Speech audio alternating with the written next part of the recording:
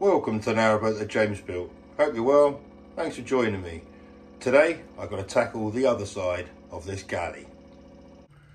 Right, I'm going about finishing up these kind of drawers and getting these drawer faces out of the way so I can screw these in because it's going to be hidden by the bit of trim. So I've just got that one in place. I've set it further back now, so yeah, it's kind of nicely lines up. So I'm going to go and attach this in, do a dry fit before I glue it all up. So now the pattern lines up again. So obviously I've got some bits of trim to go on there. So obviously that will kind of hide those bits. But yeah, you'll see the pattern comes through. Nice. Right, a bit of trim has been sized down and glued in place. This is going to take forever to get all these done. Right, that's obviously all gone off and stuff from last night. It's dried nicely. Fiberglass has all gone off. So I need to obviously keep reinforcing that. But I'm going to turn my attention now to this side. Under here, there's going to be some pipes. So, and I'm going to need access to the fitting. So the bottom bit there, I'm going to have to make a hole in, and then I'll put a false floor in that.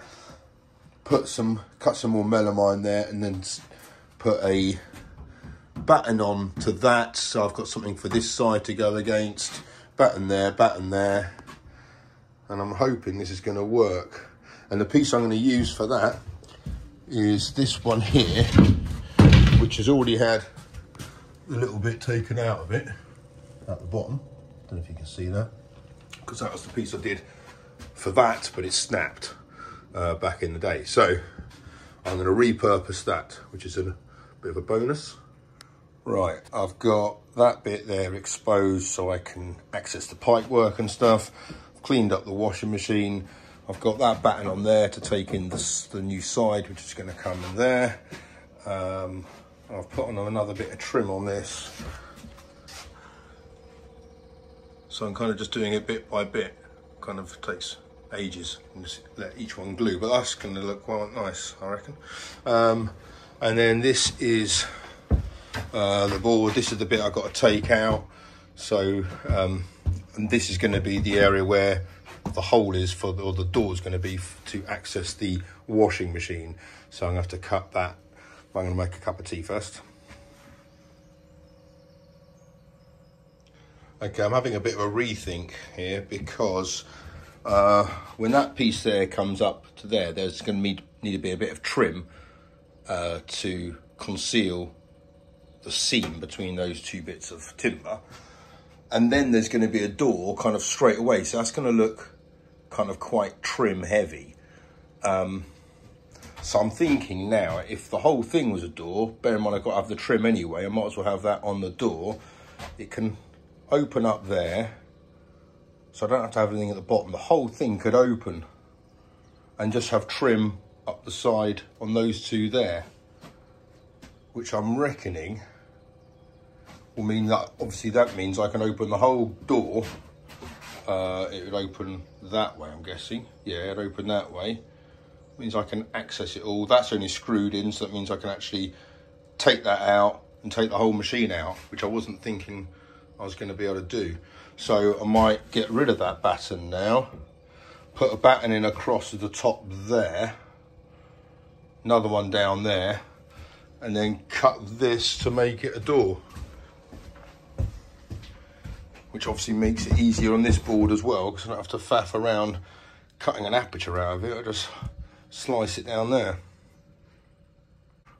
Right, I've scribed this board so it fits okay. This is the channel now. I've had to shimmy it along a bit. This is the channel now I've got to route out, and then I've got to cut it I think thereabouts, and this is, yeah, so it's going to go up round from there round to about there-ish, which means then the door will just occupy that space of that 62 centimetres.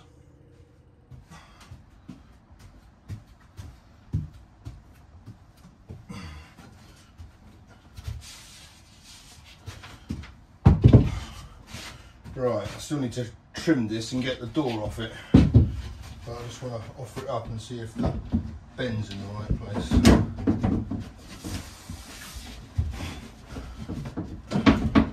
Ooh, don't do that. Okay. Oh yes, bang on.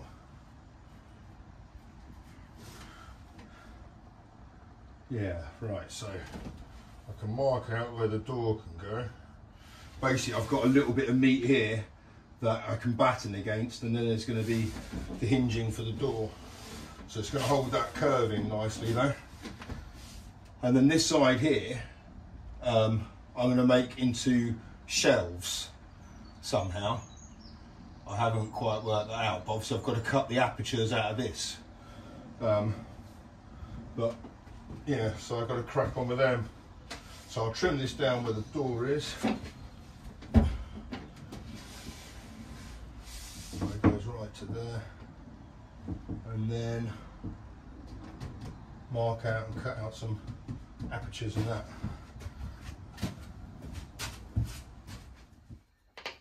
This is going to be the apertures for the kind of shelves which are going to be on the bit as you walk in. What I don't know is to have this line here kind of true and vertical, which kind of makes sense at the bottom, but at the top it could make the shelf wider and might look a bit better if it was kind of taking that kind of line. That edge there obviously has to be straight. I'm just thinking it might make it look a little bit more bespoke like that. Although I quite like the idea then in the gloss varnish of that bit there showing the difference. No, I think I'm going to keep it vertical then. Yeah, I'll do that. Right, I'm going to I've cut the door off it. I'm going to glue that batten onto there, and I have opted to angle these slightly just because I think it will make it look better. So yeah, I'm going to do that, and then I'll cut these apertures out. So there's 3, and they are the same proportions and differences from the top and bottom as the drawers, and that's all the same, and those are all the same. So it should look, oh goodness knows, I'm hoping it's going to look all right. Right, let's crack on. Right, this is starting to come together. I've got this all gluing. So once that's gone off, I can cut out the apertures in there and see, or then mount that bit in place and then work out the door. So yeah, the door will kind of occupy that whole space there, which I think will look all right. Yeah, well, let's see. But the sun is shining-ish. If I had some clean windows, you'd be able to see that. Right, time to move the boats. Cool, that was close. Right, I've got to go down to the water point. I hope there's bin services there as well. I think there are. So I need to fill Slow Patrol up. She is running dry. Right, the water point's free. Then I'll just have to reverse up into the Aylesbury arm there, and then turn around and go back up the Marsworth flight. Right, I'm reversing into the Aylesbury arm. I don't know which way I'm going to do it yet. The wind's blowing a bit, so maybe that will dictate what way I'm going. Oh, maybe that way now. Right, I'm trying to turn around into the Aylesbury arm, and I think actually I've done this to perfection. The wind's blowing a bit, so it's a bit more by luck, to be honest. But if anyone's watching this, they're going to think I'm a right expert. I've been watching the actual boats, not the video, because I've just said I'm not.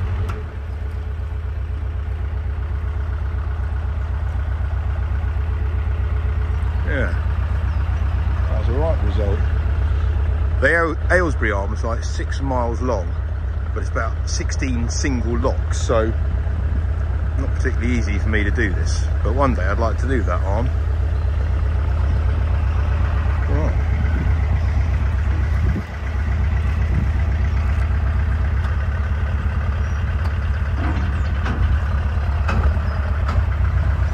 gearbox is really clunky on this. I remember when I was at P&S, Ralph said these gearboxes on this Vitus are not very smooth running, and it's really not. It makes a right like chunky sound when you go from neutral into reverse.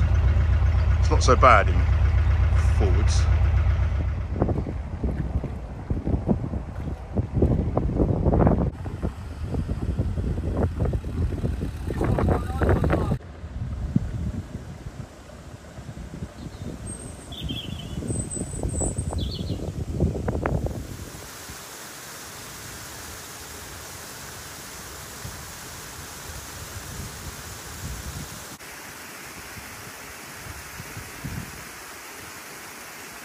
This has been the most idyllic cruise coming up here, the flight. I've had Dan and Rob helping, so it's been a piece of cake doing all the locks. I think it's 7 locks in the flight, and they set them all up, so it's kind of well easy.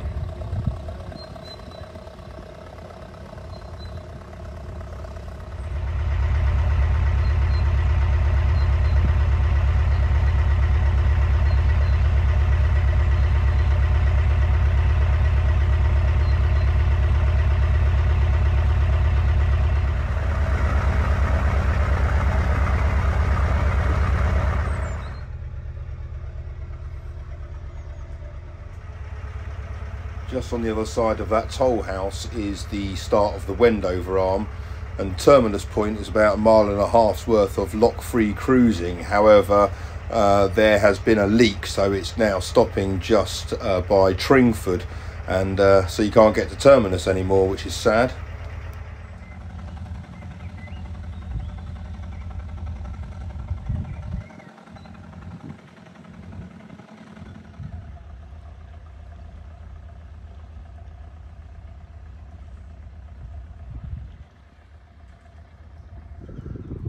Right, moored up. Both boats have got their own mooring for the first time in a while, which is going to be a nice, decent spot here. Nice sunsets. So this will be us for a week or two, possibly. Right, that's the line I'm going for. Because I'm not retaining these, I can just drill a hole and then cutting out with a jigsaw like you normally would. Right, there's the end bit of the galley with the 3 bits taken out. It doesn't flex as easily because there's less weight on that side, even with that bit of CLS there. But I'm going to go and offer it up and see how it fits. Right, that bit's glued on, but it's not been on for that long, so let's see.